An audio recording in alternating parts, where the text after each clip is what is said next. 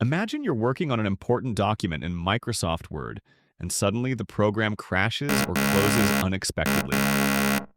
Don't panic.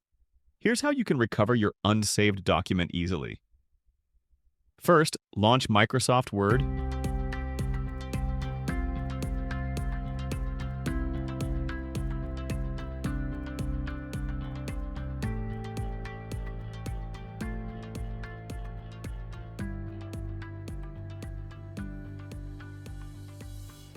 Then click on the File tab.